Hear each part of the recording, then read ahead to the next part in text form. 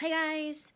So it's time for the next part of our story. We're going to read chapters 12 and 13 of The Wizard of Oz. The Wizard of Oz is public domain. Chapter 12, The Search for the Wicked Witch. The soldier with the green whiskers led them through the streets of the Emerald City until they reached the room where the guardian of the gates lived. This officer unlocked their spectacles and put them back in his great box, and then he politely opened the gate for our friends. "Which road leads to the Wicked Witch of the West?" asked Dorothy. "There is no road," answered the guardian of the gates. "No one ever wishes to go that way." "How, then, are we to find her?" inquired the girl.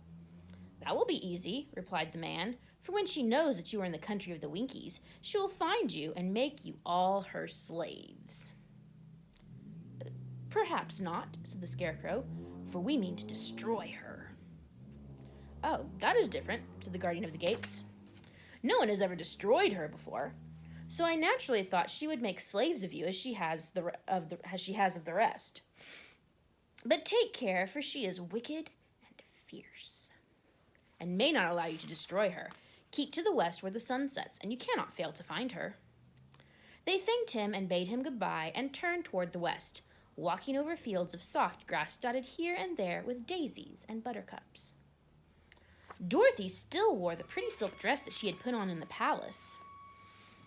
But now, to her surprise, she found it was no longer green, but pure white. The ribbon around Toto's neck had also lost its green color and was as white as Dorothy's dress. The Emerald City was soon left far behind. As they advanced, the ground became rougher and hillier, for there were no farms nor houses in this country of the West, and the ground was untilled. In the afternoon, the sun shone hot in their faces, for there were no trees to offer them shade, so that before night Dorothy and Toto and the lion were tired, and lay down upon the grass and fell asleep, with the Woodsman and the Scarecrow keeping watch. Now the Wicked Witch of the West had but one eye, yet that was as powerful as a telescope, and could see everywhere. So, as she sat on the door of her castle, she happened to look around and saw Dorothy lying asleep, with her friends all about her. They were a long distance off, but the Wicked Witch was angry to find them in her country, so she blew upon a silver whistle that hung around her neck. At once there came running to her from all directions a pack of great wolves. They had long legs and fierce eyes and sharp teeth. "Go to those people," said the witch, "and tear them to pieces." "Are you not going to make them your slaves?" asked the leader of the wolves. "No," she answered. "One is of tin, the other of straw. One is a girl, and another is a lion. None of them is fit to work. So you may tear them all to pieces." "Very well," said the wolf, as he dashed away at full speed, followed by the others. It was lucky the Scarecrow and the Woodsman were wide awake and heard the wolves coming. "This is my fight," said the Woodsman. "So get behind me, and I will meet them as they come." He seized his axe, which he had made very sharp, and the leader of the wolves came on the Tin Woodsman. And as the leader of the wolves came on, the Tin Woodsman swung his arm and chopped the wolf's head off from its body, so that it immediately died. As soon as he could raise his axe, another wolf came up, and he also fell to the sharp edge of the Tin Woodsman's weapon. There were 40 wolves, and 40 times a wolf was killed, so that at last all lay dead in a heap before the Woodsman. Then he put down his axe and sat beside the Scarecrow, who said, "It was a good fight, friend." They waited until Dorothy awoke the next morning. The little girl was quite frightened when she saw the great pile of shaggy wolves, but the Tin Woodsman told her all. She thanked him for saving them and sat down to breakfast, after which they started again upon their journey. Now, the same morning, the Wicked Witch came to the door of her castle and looked out with her one eye that could see far off. She saw her wolves lying dead, and the strangers still traveling through her country. This made her angrier than before, and she blew her silver whistle twice. Straight away, a great flock of wild crows came flying towards her, enough to darken the sky. And the wicked witch said to the king crow, "Fly at once to the strangers, peck out their eyes, and tear them to pieces." The wild crows flew in one great flock toward Dorothy and her companions. When the little girl saw them coming, she was afraid. But the Scarecrow said, "This is my battle, so lie down beside me and you will not be harmed." So they all lay upon the ground except the Scarecrow, and he stood up and stretched out his arms, and when the crows saw him, they were frightened, as these birds always are by scarecrows, and did not dare to come any nearer.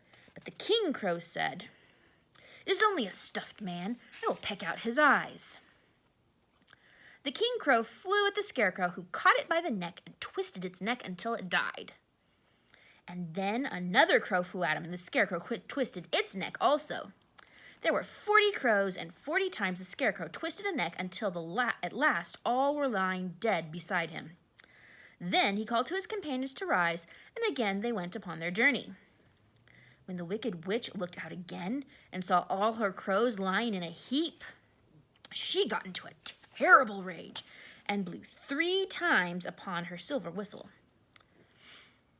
Forthwith there was heard a great buzzing in the air, and a swarm of black bees came flying toward her. "Go to the strangers and sting them to death," she commanded. And the bees turned and flew rapidly until they came to where Dorothy and her friends were walking. But the woodsman had seen them coming, and the Scarecrow had decided what to do. "Take out my straw and scatter it over the little girl and the dog and the lion," he said to the woodsman, "and the bees cannot sting them." This the woodsman did, and as Dorothy lay close beside the lion and held Toto in her arms, the straw covered them entirely.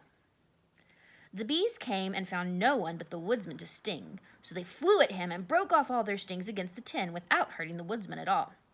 And as bees cannot live when their stings are broken, that was the end of the black bees, and they lay scattered thick about the woodsman like heaps of fine coal. Ugh. It is allergy season and my nose is itchy. Then Dorothy and the lion got up, and the girl helped the Tin Woodsman to put the straw back into the Scarecrow again, until he was as good as ever. So they started upon their journey once more.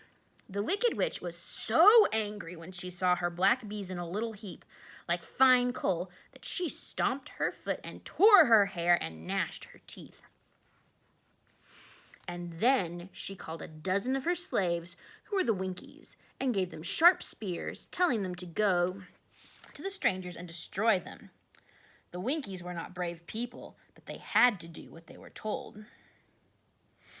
So they marched away until they came near to Dorothy. Then the lion gave a great roar and sprang toward them, and the poor Winkies were so frightened that they ran back as fast as they could. When they returned to the castle, the wicked witch beat them well with a strap and sent them back to their work, after which she sat down to think what she could do next. She could not understand how all her plans to destroy these strangers had failed. But she was a powerful witch as well as a wicked one, and she had soon made up her mind how to act. There was in her cupboard a golden cap with a circle of diamonds and rubies running around it. This golden cap had a charm. Whoever owned it could call 3 times upon the winged monkeys, who would obey any order they were given. But no person could command these strange creatures more than 3 times. Twice already, the wicked witch had used the charm of the cap. Once was when she had made the Winkies her slaves and set herself to rule over their country. The winged monkeys had helped her to do this. The second time was when she had fought against the great Oz himself and driven him out of the land of the West. The winged monkeys had also helped her in doing this. Only once more could she use this golden cap, for which reason she did not like to do so until all her other powers were exhausted. But now that her fierce wolves and her wild crows and her stinging bees were gone, and her slaves had been scared away by the cowardly lion, she saw that there was only one way left to destroy Dorothy and her friends. So the wicked witch took the golden cap from the cupboard and placed it upon her head. Then she stood upon her left foot and said slowly, Epe, pepe, kake. Next, she stood upon her right foot and said, Hilo, holo, hello. After this, she stood upon both feet and cried in a loud voice, Zizzy, zuzzy, zick. Now the charm began to work. The sky was darkened and a low rumbling sound was heard in the air. There was a rushing of many wings, a great chattering and laughing, and the sun came out of the dark sky to show the wicked witch surrounded by a crowd of monkeys, each with a pair of immense and powerful wings on his shoulders. One, much bigger than the others, seemed to be their leader. He flew close to the wicked witch and said, You have called us for the third and last time. What do you command? Go to the strangers who are within my land and destroy them. All except the lion, said the wicked witch. Bring that beast to me, for I have a mind to harness him like a horse and make him work. Your commands shall be obeyed, said the leader. And then, with a great deal of chattering and noise, the winged monkeys flew away to the place where Dorothy and her friends were walking. Some of the monkeys seized the Tin Woodsman and carried him through the air until they were over a country thickly covered by sharp rocks. Here they dropped the poor woodsman, who fell a great distance to the rocks, where he lay so battered and dented that he could neither move nor groan. Others of the monkeys caught the Scarecrow, and with their long fingers pulled all the straw out of his clothes and head. They made his hat and boots and clothes into a small bundle and threw it into the top branches of a tall tree. The remaining monkeys threw pieces of stout rope around the lion and wound many coils about his body and head and legs, until he was unable to bite or scratch or struggle in any way. Then they lifted him up and flew away with him to the witch's castle, where he was placed in a small yard with a high iron fence around it, so that he could not escape. But Dorothy they did not harm at all. She stood with Toto in her arms, watching the sad fate of her comrades and thinking it would soon be her turn. The leader of the winged monkeys flew up to her, his long hairy arms stretched out and his ugly face grinning terribly. But he saw the mark of the good witch's kiss upon her forehead and stopped short, motioning the others not to touch her. We dare not harm this little girl, he said to them, for she is protected by the power of good, and that is greater than the power of evil. All we can do is carry her to the castle of the wicked witch and leave her there. So carefully and gently they lifted Dorothy in their arms and carried her swiftly through the air until they came to the castle, where they set her down upon the front doorstep. Then the leader said to the witch, We have obeyed you as far as we were able. The Tin Woodsman and the Scarecrow are destroyed, and the lion is tied up in your yard. The little girl we dare not harm, nor the dog she carries in her arms. Your power over our band is now ended, and you will never see us again.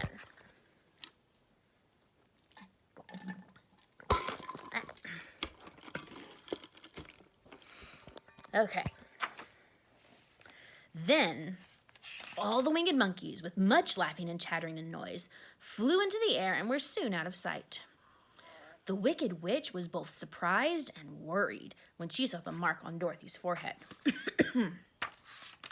For she knew well that neither the winged monkeys nor she herself dare hurt the girl in any way. She looked down at Dorothy's feet and, seeing the silver shoes, began to tremble with fear, for she knew what a powerful charm belonged to them. At first, the witch was tempted to run away from Dorothy, but she happened to look into the child's eyes and saw how simple the soul behind them was, and that the little girl did not know of the wonderful power the silver shoes gave her. So the wicked witch laughed to herself and thought, I can still make her my slave, for she does not know how to use her power. Then she said to Dorothy, harshly and severely, Come with me, and see that you mind any free thing I tell you, for if you do not, I will make an end of you, as I did of the Tin Woodsman and the Scarecrow. Dorothy followed her through many of the beautiful rooms in the castle, until they came to the kitchen, where the witch bade her clean the pots and kettles and sweep the floor and keep the fire fed with wood.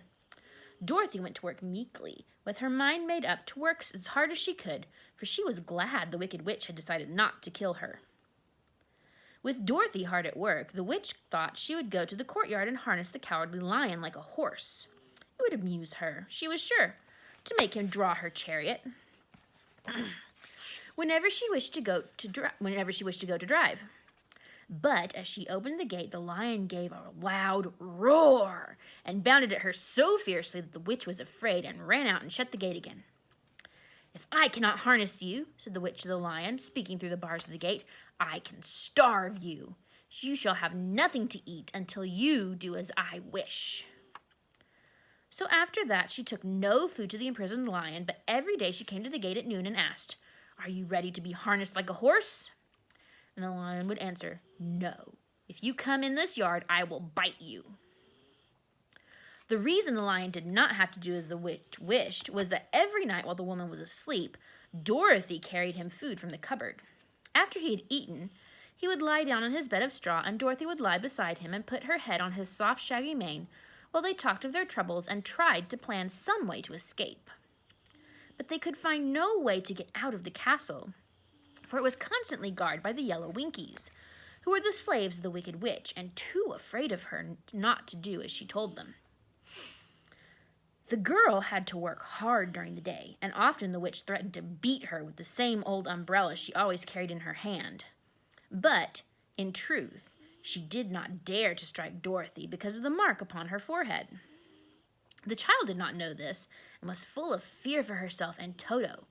Once, the witch struck Toto a blow with her umbrella, and the brave little dog flew at her and bit her leg in return. The witch did not bleed where she was bitten, for she was so wicked that the blood had dried up many years before. Dorothy's life became very sad as she grew to understand that it would be harder than ever to get back to Kansas and Aunt Em again. Sometimes she would cry bitterly for hours with Toto sitting at her feet looking into her face, whining dismally to show how sorry he was for his little mistress. Toto did not really care whether he was in Kansas or the land of Oz, so long as Dorothy was with him. But he knew the little girl was unhappy, and that made him unhappy too. Now, the Wicked Witch had a great longing to have for her own the silver shoes which the girl always wore. Her bees and her crows and her wolves were lying in heaps and drying up, and she had used all the power of the golden cap. But if she could only get hold of the silver shoes, they would give her more power than all of the other things she had lost. She watched Dorothy carefully to see if she ever took off her shoes, thinking she might steal them. But the child was so proud of her pretty shoes that she never took them off, except at night when she took her bath.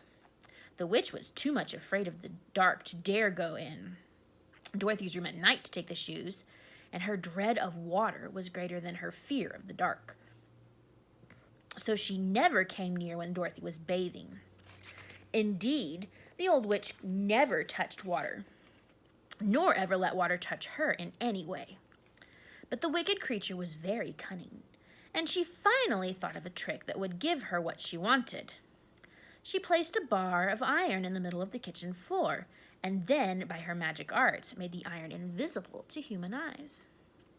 So that when Dorothy walked across the floor, she stumbled over the bar, not being able to see it, and fell at full length. She was not much hurt, but in her fall, one of the silver shoes came off, and before she could reach it, the witch had snatched it away and put it on her own skinny foot. The wicked woman was greatly pleased with the success of her trick, for as long as she had the one of the shoes, she owned half of the power in their charm, and Dorothy could not use it against her, even if she had known how to do so.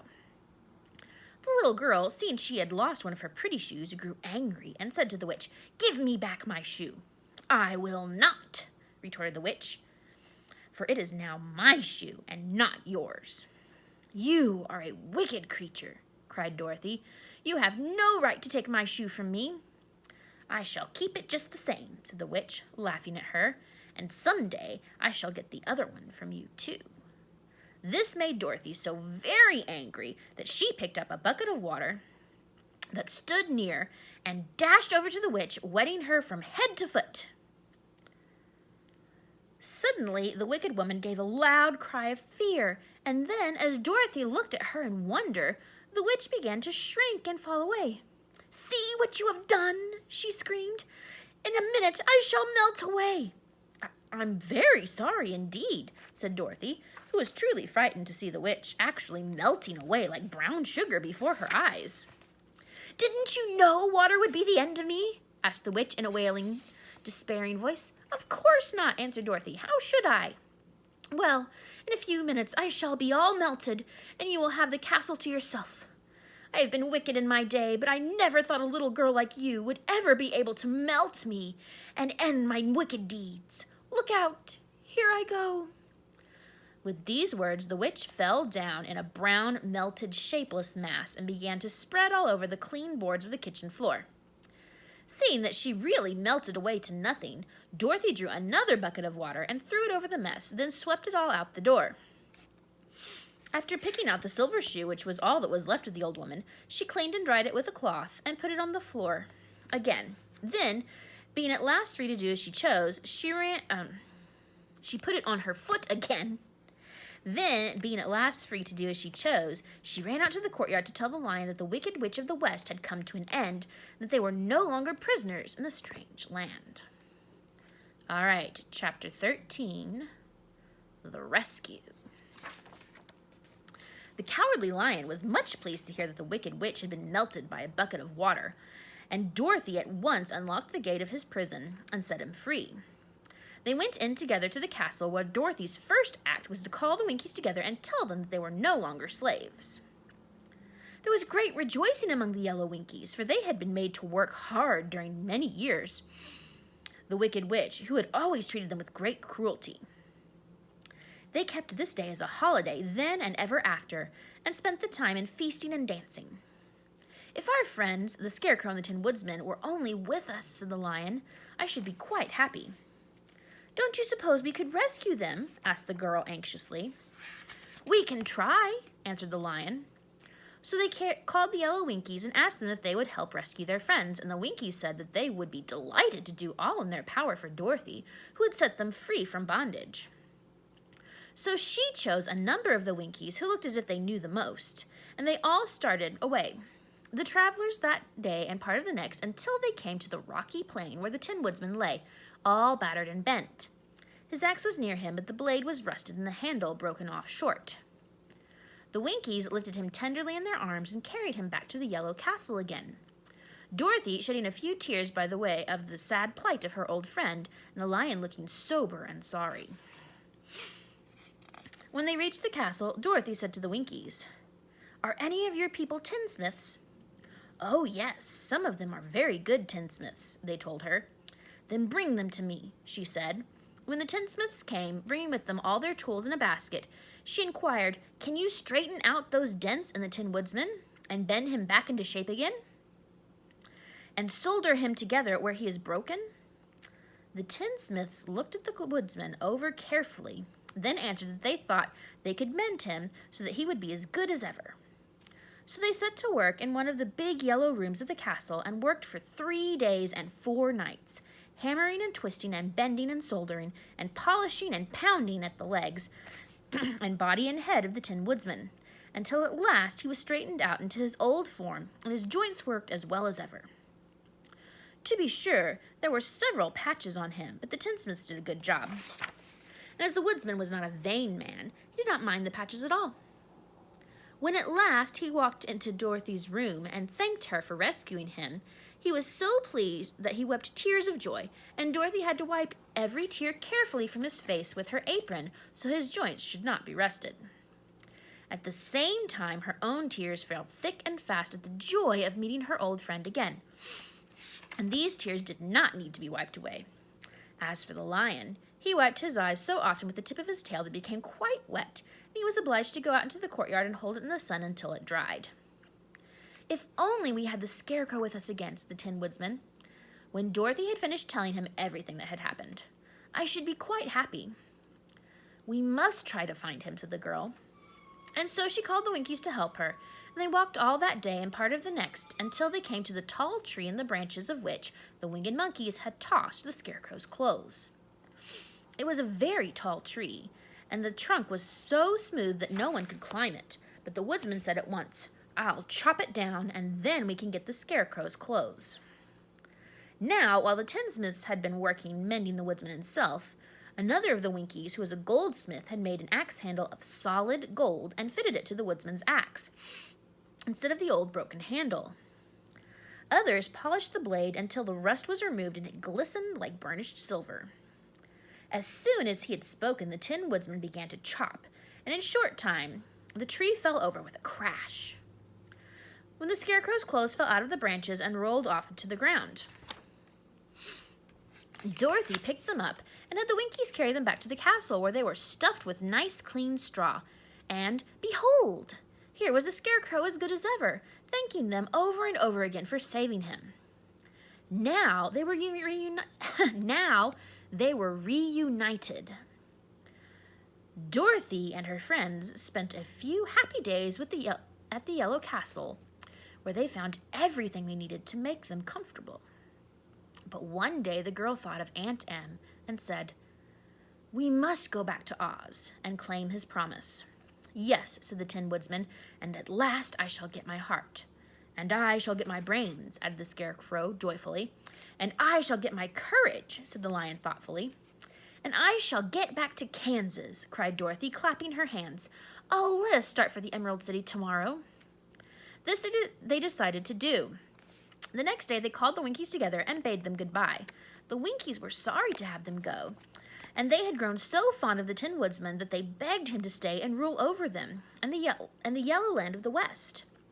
Finding they were determined to go, the Winkies gave Toto and the Lion each a golden collar, and to Dorothy they presented a beautiful bracelet studded with diamonds, and to the Scarecrow they gave a gold-headed walking stick to keep him from stumbling.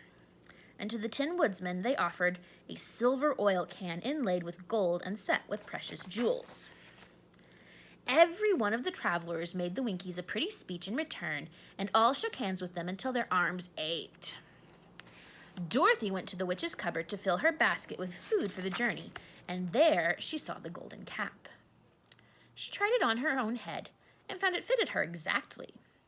She did not know anything about the charm of the golden cap, but she saw that it was pretty, so she made up her mind to wear it and carry her sunbonnet in the basket.